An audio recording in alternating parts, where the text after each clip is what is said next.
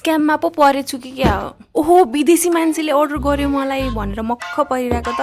अब देख्नुहुन्छ है यसले मलाई मेसेज गरेको थियो कि यस्तो जेन्युनली मेसेज गरे जस्तो लागिरहेको थियो कि यसले त अर्डरै दिन्छ भनेर के। मैले व्हाट्सएपमा मेसेज गरेँ अनि उसले चाहिँ रेस्पोन्स पनि गर्यो कि अनि उसले आफ्नो 3टा छोरीको फोटो पनि पठायो जुन मलाई बनाइदिनु है भनेको थियो इङ्ग्लिसमा है। फेरि नाम पनि कस्तो एल्भारो क्यारिसा रे। अनि सबै कुरा मिल्यो होइन। अनि लास्टमा चाहिँ पेमेन्टको कुरा आयो कि कन्फर्मेसनको लागि।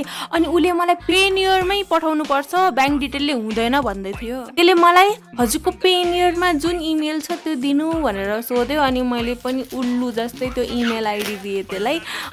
अनि त्यो इमेलमा चाहिँ उसले चाहिँ मलाई $1000 पठाउनु पर्ने तर $1300 पठायो रे पेनियर एक्टिभेट गर्नलाई।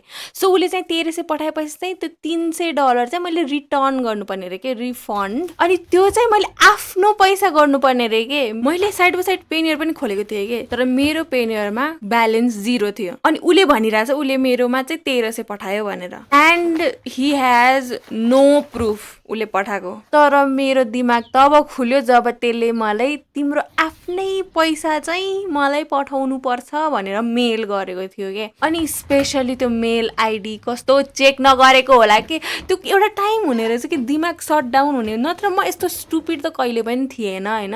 ओके सो पछि मलाई रियलाइज भयो कि पेनियरको स्पेलिङमा गडबड छ लोचा छ। अनि त्यो पेनियरको स्पेलिङ पनि मिस्टेक सबै कन्फर्म भइसकेपछि मैले त्यो मान्छेलाई ब्लक गरिदिएँ।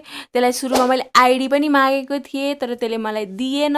3टा पोइन्ट नोट गर्नु। फर्स्ट तिनीहरू कि माई फ्रेन्ड कि मेरो साथी भनेर बोल्छ। सेकेन्ड इमेल आइडी चेक गर कुन इमेलबाट आइरहेको छ किनभने मेरोमा चाहिँ पेनियरको एक्स्ट्रा थियो। अनि थर्ड डलरको पछाडि नभाग।